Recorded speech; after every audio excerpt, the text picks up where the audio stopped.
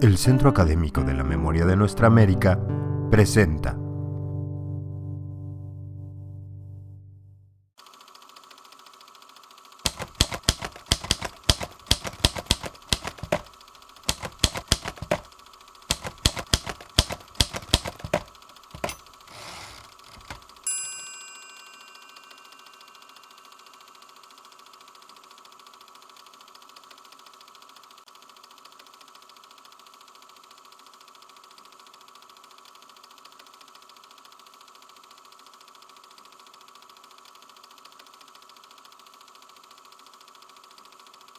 Una de las lecciones de este libro es que indispensable para haberse podido formular fue la preservación de la misma historia mexicana. Es decir, dentro de la proposición de que Sandino, como tantos otros, fue un migrante más, que llega acá en 1923, fundamentalmente impulsado por una necesidad y aspiración económica, por lo que llega a esa isla que se llamaba Tampico y la explosión petrolera ahí, y donde se pagaba la única parte de todo el territorio mexicano. En ese caos se pagaba en moneda oro. Así es. Y donde fluyeron cantidades de migrantes, no solo centroamericanos, pero desde el interior. Entonces, el reto fue, porque hay dos etapas en la relación de Sandino con México. Y si no lo entendemos, no entenderemos a Sandino. Y para entender a Sandino hay que entender a México. La primera fue, se relata ahí, la del 23 al 26, cuando él es un desconocido, es un trabajador. Entonces es distinto a los intelectuales que se congregaron en los años 20, no es Aya de la Torre o Juan Antonio Meyer discursando desde una universidad o desde un salón de té apoyado por los Vasconcelos. No, este es un trabajador petrolero, migrante que no terminó un bachillerato, pero sabe escribir, leer y es inmensamente curioso. Entonces, sobre ese primer periodo prácticamente los nicaragüenses sabemos nada, o sabíamos nada. Sin embargo, desde el punto de vista de su formación, es el más fecundo. A Sandino lo tomamos, tal vez necesariamente en los años 60, la generación de Carlos, ocupa el Sandino que la historia requería, la figura del guerrillero para hacer la resistencia militar, la fundación del Frente Sandinista y Sandino como el emblema de la guerra. Pero ¿qué le diríamos a la generación de hoy con respecto a cuál es el Sandino que necesitamos? Porque la lucha armada ya no está a la orden del día. Entonces, ¿cuál es la relevancia si no son sus ideas? Y las ideas, ¿de dónde vinieron? Y si siguen siendo válidas. Entonces, esa es la pregunta del historiador, correcto. Meterse en la cabeza de Sandino y comenzar a hacer el recorrido que él hizo a los 24 años, hasta llegar a Tampico, y después pasar quizás bastante, dedicarle texto a todo lo que él vio, pudo haber visto, pudo haber leído, pudo haber presente en el mundo sindical, político, diplomático, un leedor de cómo se estaría formando un obrero curioso, que no se llamaba obrero porque llegó como artesano, él era mecánico, hubiera sido no el jornalero, sino el que trabajaba válvulas en una planta en una de las refinerías. Un obrero calificado, digamos. Un obrero calificado. En ese tiempo se hablaba de trabajadores y empleados en el sindicato, interesante.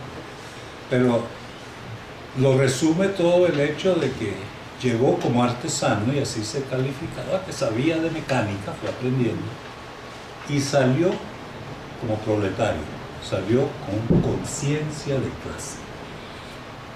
¿Cuál conciencia de clase? Y de Tampico, en mayo de 1926, salió directo ya a la conformación de un contingente militar. Y ahí arranca la historia que nosotros conocemos, pero ¿cómo llegó allí? ¿Con qué ideas? Entonces, buena parte del libro, y está escrito para los nicaragüenses, porque les quise explicar México. Ya ustedes,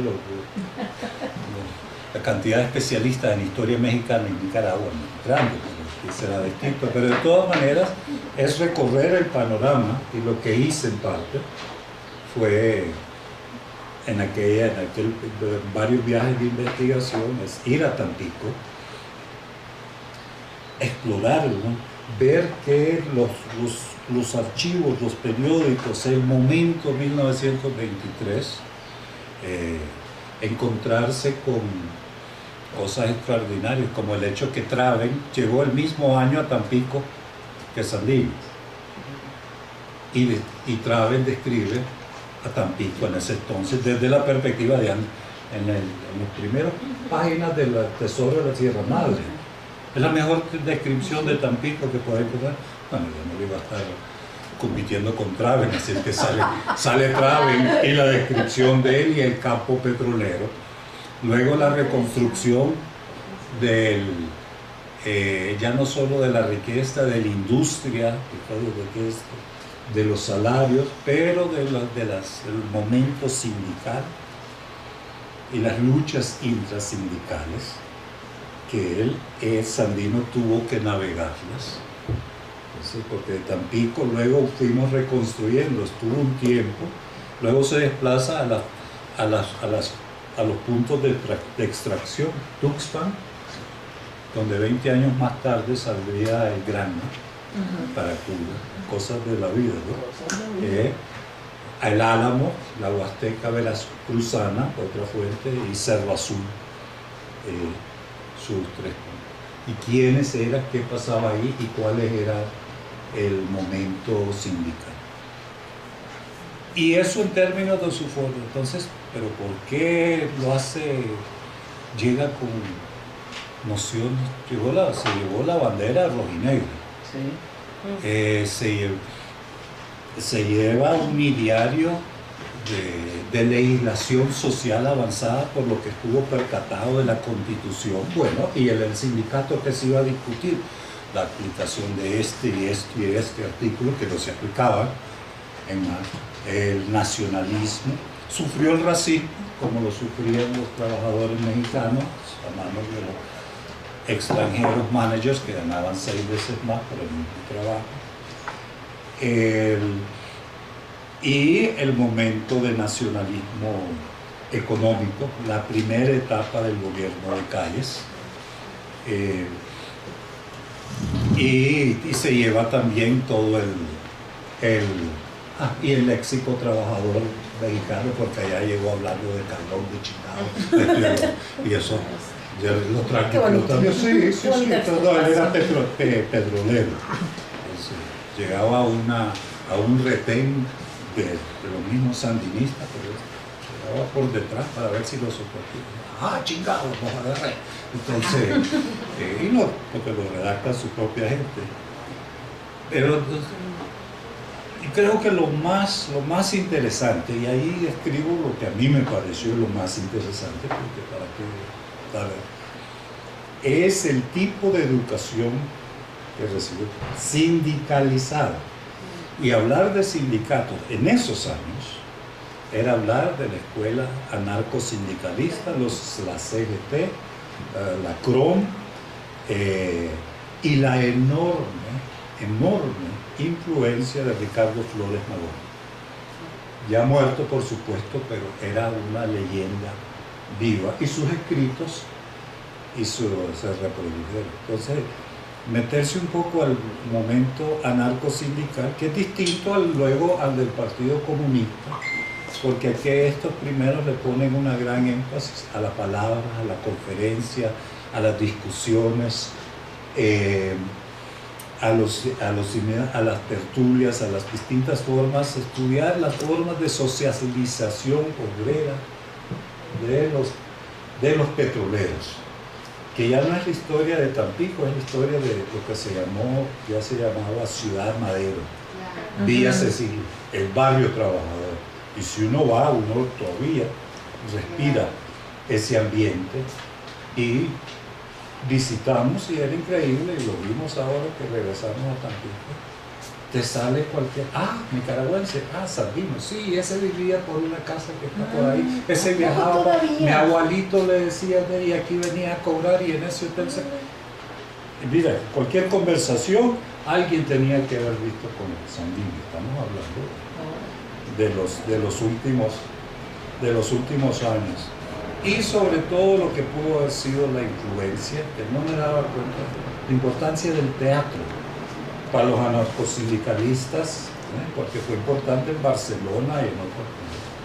Pero, como decía Flores Magón, la palabra, el periódico, el discurso, eso está bien, pero el teatro es el que le llega a la conciencia obrera.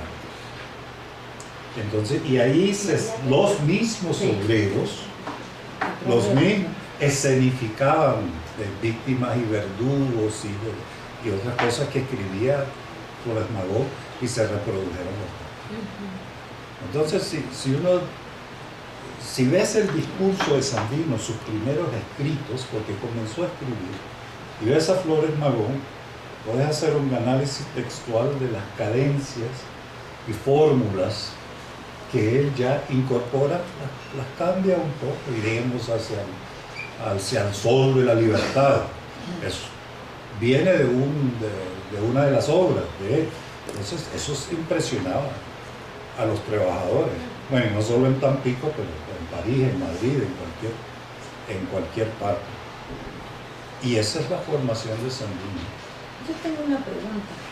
Por esto, el título de tu libro, Sandino, Patria y Libertad, me suena a una influencia zapatista. Vamos con eso. Tierra y libertad. Bueno, el origen de eso es magonista también, Sí, claro. que a lo mejor viene de, algunos dicen que de Andalucía, otros que de Rusia,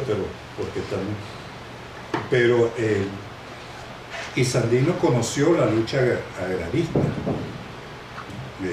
Alejandra es una especialista en eso porque ella se metió a hacer esto, ¿verdad? Pero yo no vi, y él no habla mucho de la dimensión agraria porque para Nicaragua no era para él tierra es patria. Donde él luchó, por la zona que se llama las Segovias, había una densidad poblacional bajísima, entonces la tierra no era problema. Tierra es para él patria, pero eso de libertad es puro, como lo fue en el caso de Zapato, también es libertarismo, el socialismo libertario. Sandino se lleva frases y creencias. No es que él haya leído directamente a Bakunin, a Kropotkin o Malaté, pero leyó a quienes leyeron. Y porque sabemos de que el Librado Rivera publicó, había periódicos sindicales dirigidos precisamente a los trabajadores petroleros. Y ahí habían extractos de frases. Y de repente esos extractos aparecen en el discurso de Sandino. Más de una ocasión dijo, yo no tendré nunca propiedades, la propiedad es robo. Y le hemos preguntado, ¿usted sabe que eso viene de Produlia? No, pero lo asimiló. Pero asimila todo otro bagaje, y esto es lo interesante, porque asimiló la dimensión de patria, porque el anarcosindicalismo por definición es apátrida, y eso de nacionalismo, eso es una perdición burguesa. No, pero para Sandino, digo, como para muchos trabajadores mexicanos, de ahí tuvieron problemas los libertarios porque no acababan, México era México, cabrón. Entonces, petróleo es nuestro. el petróleo es nuestro y viva calles y mejoren el salario mañana Pues sí. y lo de la revolución social lo vemos después. Entonces él está también inmiscuido y la lucha por el petróleo, la nacionalización de los recursos y el anticlericalismo fúrico, que Eso es muy él se lo complicado. trae nada. Y piensa que en México, y él lo dice, la revolución sandinista no es más que hija de la revolución mexicana.